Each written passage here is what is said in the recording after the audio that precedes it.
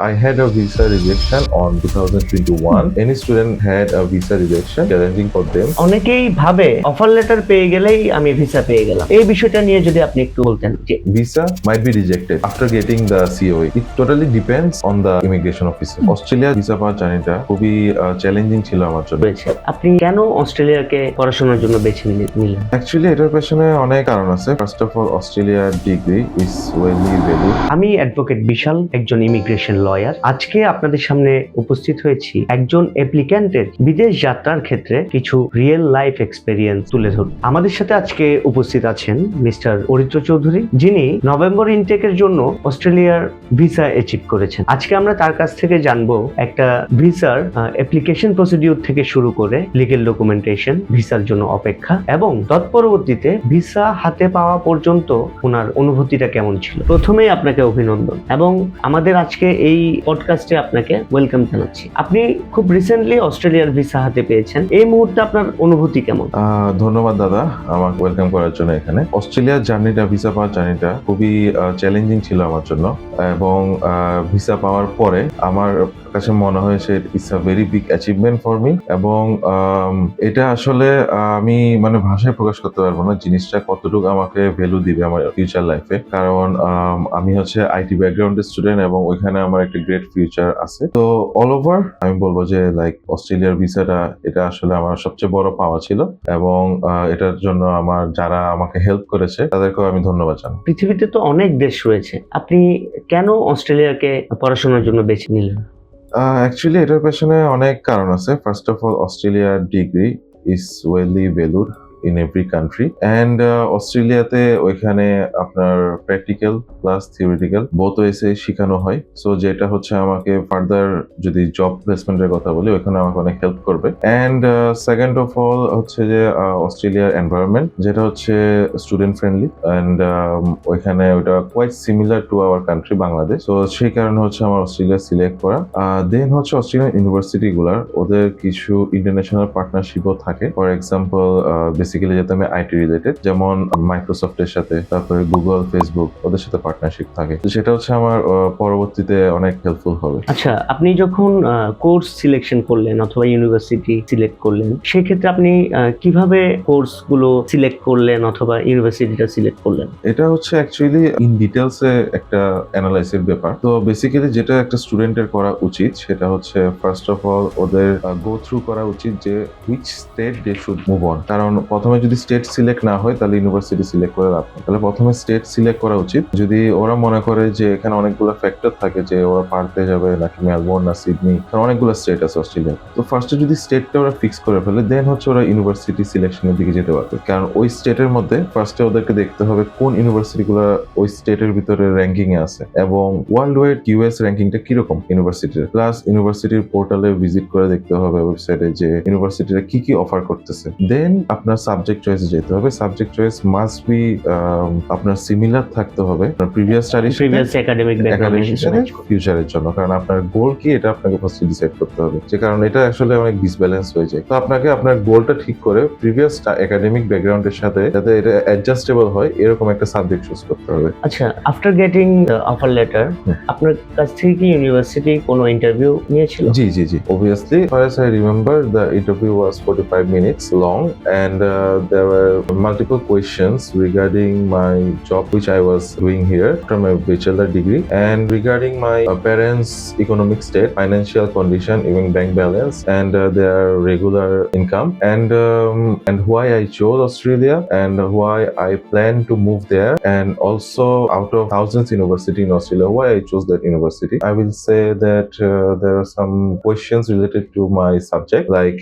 for example, how do I think that this will help me to achieve my goal in future, then why I chose this subject based on my previous academic or the work I was doing over here. Yeah, these are the pretty much questions. And also one more thing, that I had a visa rejection on 2021. So if any student had a visa rejection, it will be big challenging for them because university will ask this in details why I got that rejection. অরিত্রের ফাইলটিতে যে বিষয়টি ছিল, উনি previously 2021 সালে উনি অস্ট্রেলিয়াতে ভিসার জন্য apply করেছিলেন এবং সামহাউ ল্যাক অফ ওনার ডকুমেন্টেশনের কারণে অথবা অন্য কোনো রিজনে ওনার সেই ফাইলটি রিজেক্ট করা হয়েছিল। অর্থাৎ ওনার যে প্রোফাইল এখানে একবার রিজেকশন অলরেডি ছিল। তো এই ক্ষেত্রে উনি যখন ইউনিভার্সিটিকে ফেস করছেন, ইউনিভার্সিটি তাকে এই বিষয়টি নিয়ে বারবার কোয়ারি করছিল যে কেন ওনার সেই রিজেকশনটা হয়েছিল অথবা ওনার কি কি ল্যাকিংস সে সময় ছিল, এবং উনি সেটার জন্য ফার্দার কি স্টেপ নিয়েছেন, এবং তৎপরবর্তীতে ইউনিভার্সিটি ওনাকে অ্যাপ্রুভাল লেটার দিয়েছে। অনেকেই ভাবে যে অফার লেটার পেয়ে গেলেই আমি ভিসা পেয়ে গেলাম, এই বিষয়টা নিয়ে যদি আপনি একটু বলতেন।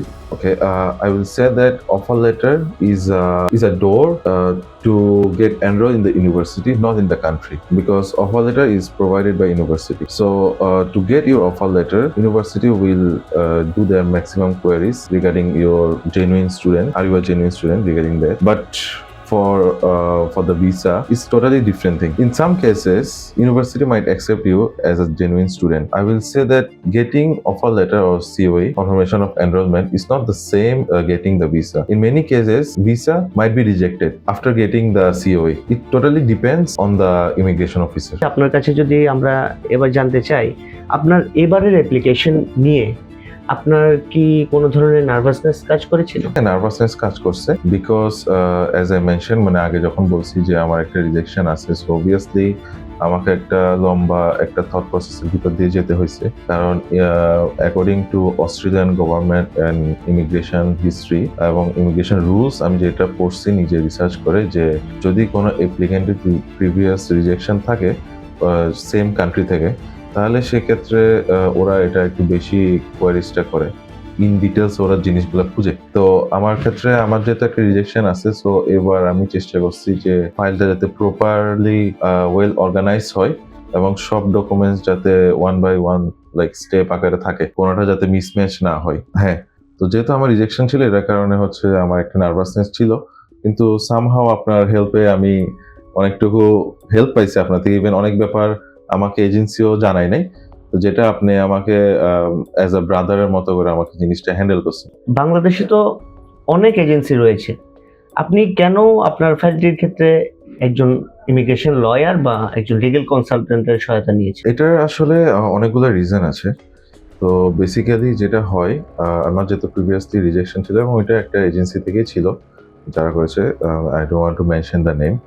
তো ওদের ওইখান থেকে আসলে এজেন্সিগুলো যেটা হয়, আমি যদি একদম স্পেসিফিক করে বলি, এজেন্সি হচ্ছে অনেকটা স্কুল কলেজে যেরকম অনেক ছাত্র পড়তে আসে, টিচারের যেরকম সময় নেয় যে স্টুডেন্টদেরকে স্পেসিফিকলি দেখা, যে পার্সোনালাইজ ভাবে ওদেরকে হ্যান্ডেল করা, এটা আসলে এজেন্সিরা করে না।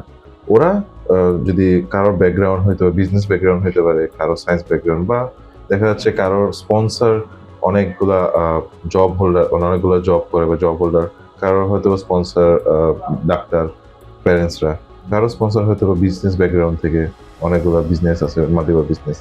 তো কিন্তু ওরা সবগুলোকে একটা রেঞ্জের মধ্যেই রাখে, সবাইকে সেম ডকুমেন্টস ওরা বলবে রেডি করতে, সেম ভাবে ওদেরকে অ্যাপ্লিকেশনটা করা হবে, এবং ওদের নিজেদের থেকে যে একটা স্টুডেন্টদের জন্য যে আমি ডিফারেন্ট ওয়েতে থিঙ্ক করবো যে কিভাবে আমি এটাকে সাকসেস করতে পারি, এটা ওরা এফোর্টটা দিবেন।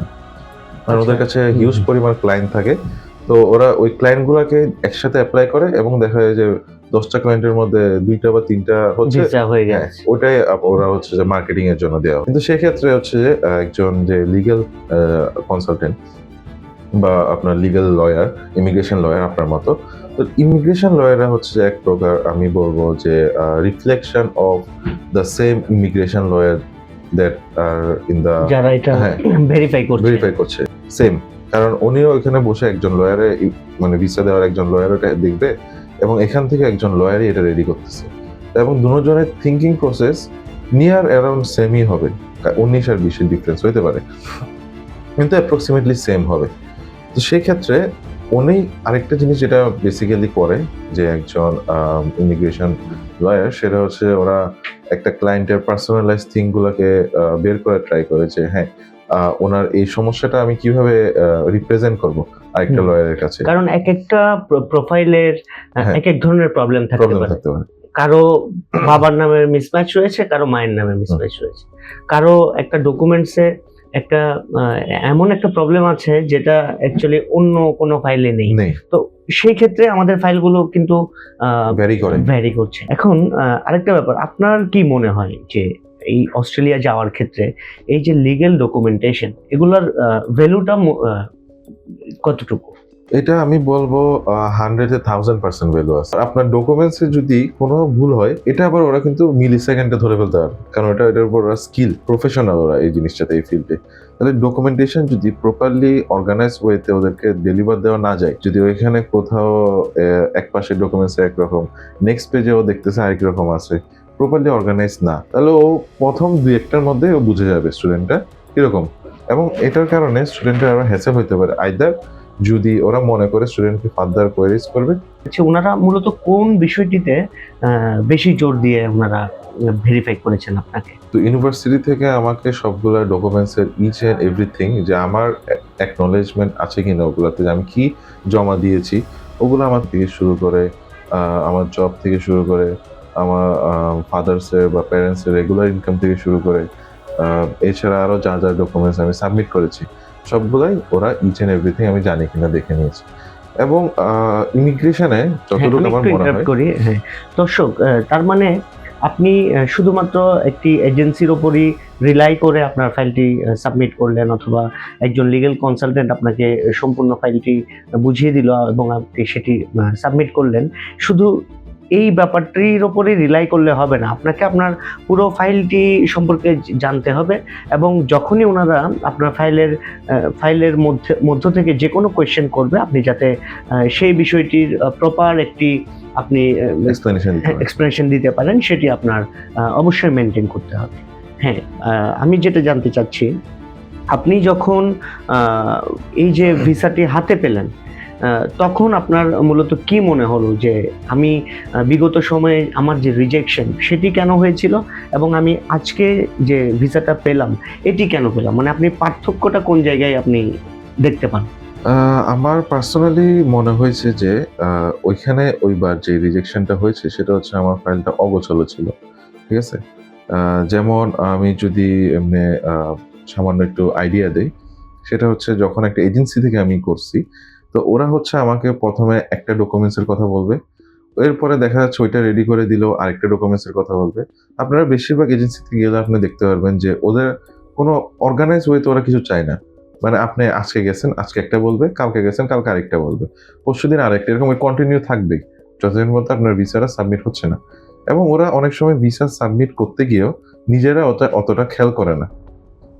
ইভেন ওদের আরো একটা সমস্যা হচ্ছে, আপনি আপনার ডকুমেন্টসটা নিয়ে ওদের কাছে যখন যাবেন যে ভাইয়া বা আঙ্কেল, আমার এই ডকুমেন্টসে আমার এরকম, আমার এই অবস্থা, আমার ফাইন্যান্সিয়াল কন্ডিশন এরকম, বা আমার প্রিভিয়াসলি স্টাডিতে আমার স্টাডি গ্যাপ আছে, বা আমার প্যারেন্টসের ব্যাংক স্টেটমেন্ট নাই, বা আমাদের হ্যান্ড ক্যাশে জব, এই জিনিসগুলো নিয়ে আপনি যখন এখানে যাবেন, ওরা সবকিছুতেই বলবে হ্যাঁ কোনো সমস্যা নেই, আপনি আমাদেরকে দিয়ে দিতে পারেন।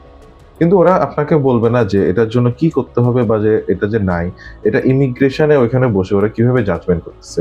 এরকম অনেক কেসে হয়েছে যে আপনার হয়তো বা ব্যাংকে অনেক টাকা পয়সা আছে, আপনার কোটি কোটি টাকা আছে, কিন্তু আপনার এখানে লিগেলি কোনো ডকুমেন্টস নাই। আপনি হয়তো বা জব করতেছেন বা বিজনেস আছে আপনার, কিন্তু বিজনেস যে আছে ওইটার কোনো আপনার এভিডেন্স নাই, কারণ ওইখানে সবকিছু এভিডেন্স দিয়ে ইয়ে করে। কিন্তু সেক্ষেত্রে আপনার যে ব্যাংকে আছে ওইটার হয়তো বা সলভেন্সি দেখাচ্ছেন, কিন্তু ইমিগ্রেশন অফিসার মনে করতেছে আপনার সলভেন্সিটা ফেক, কারণ আপনার এটা প্রুভ করতে পারেন না ওদের কাছে। তো সেই ক্ষেত্রে যেটা আমি ফিল করেছি, এগুলো ছিল লেকিংস কতবারে।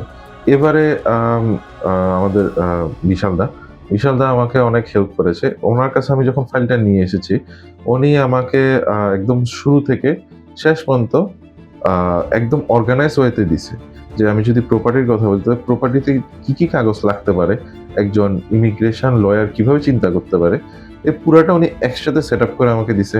আমি যদি বলি পার্সোনাল ফিক্সড ডিপোজিটের কথা বা পার্সোনাল সেভিংসের কথা, সেভিংসে কি কি জিনিস ওরা দেখতে পারে, ওগুলো উনি পুরোটা সেট আপ করে দিচ্ছে। মানে ওনার প্রত্যেকটা সেক্টরে, জব বলেন বা স্টাডি গ্যাপ বলেন বা আপনার পার্সোনাল যেগুলো আপনার লাগে ডকুমেন্টস, ইচ অ্যান্ড এভরিথিং উনি অর্গানাইজ ওয়েতে আমাকে ডেলিভার দিয়েছে, যে আমাকে সেকেন্ড টাইম এজেন্সিকে বা আমি যখন সার্ভাইগুলো সাবমিট করছি ওরকম আমাকে ওরা কখনো আমাকে সেকেন্ড টাইম কোয়ারিজ করে নাই, কারণ ওদেরকে আমি যখন হ্যান্ড ওভার করছি ওরা ওয়ান গো থ্রুতে সবকিছু ওদের বুঝে পেয়ে গেছে।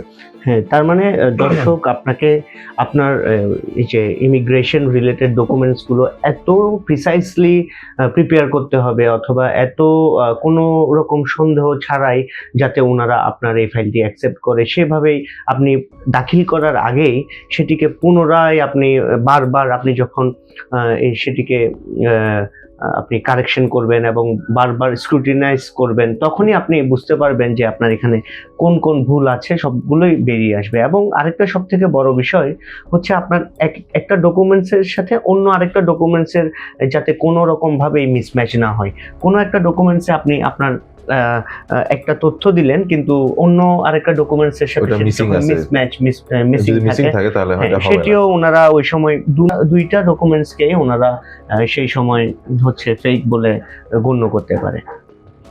তো আজকে এই অনুষ্ঠানের মাধ্যমে আমরা নিশ্চয়ই বিদেশ যাত্রার ক্ষেত্রে অথবা একটি ভিসা অ্যাচিভ করার ক্ষেত্রে একজন অ্যাপ্লিক্যান্টের কি কি ধরনের অবস্টাকেল ফেস করতে হয়, অথবা কি কি ধরনের নার্ভাসনেস তাদের মধ্যে থাকে, এবং কি ধরনের পদক্ষেপ নিতে হয়, কোন কোন বিষয়গুলোতে আমাদের একটু আলাদা নজর দিতে হয়। আশা করি আমরা আজকের আলোচনা থেকে আরেকটা জিনিস হচ্ছে, যখন এজেন্সিতে কাজ করি তখন এজেন্সির টাইমিংটা অনেক বড় একটা সময় লাগে। এটা জাস্ট আমার হঠাৎ করে মনে পড়লো আচ্ছা জিনিসটা, যে আমি যে জিনিসটা ফেস করছি তখন আমার আসলে নভেম্বর ইনটেক।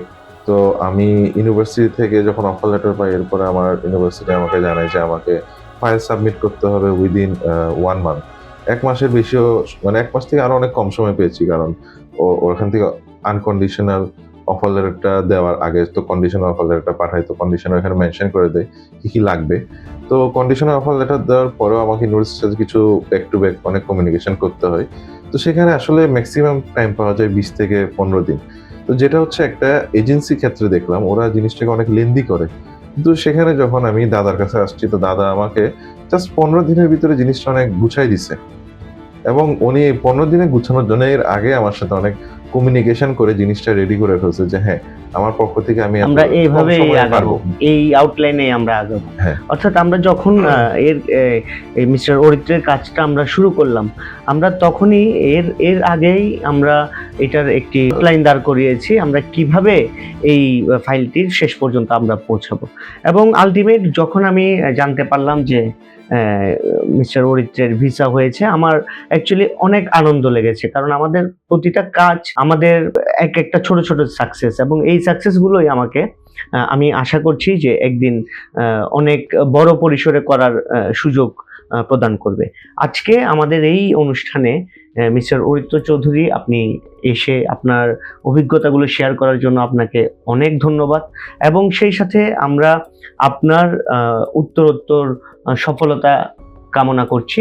এবং প্রিয় দর্শক, আপনারাও যারা বিদেশ যেতে চান বা বিদেশ যাত্রার জন্য আপনারা ভাবছেন, তারা নিশ্চয়ই এই বিষয়গুলো, ছোটোখাটো খুঁটিনাটি বিষয়গুলো আপনারা মাথায় রেখে আপনারাও যদি আপনাদের ফাইলটি সাজান অথবা অ্যাপ্লিকেশন করেন, তাহলে আপনারাও সফল হবেন, এই কামনাই করছি।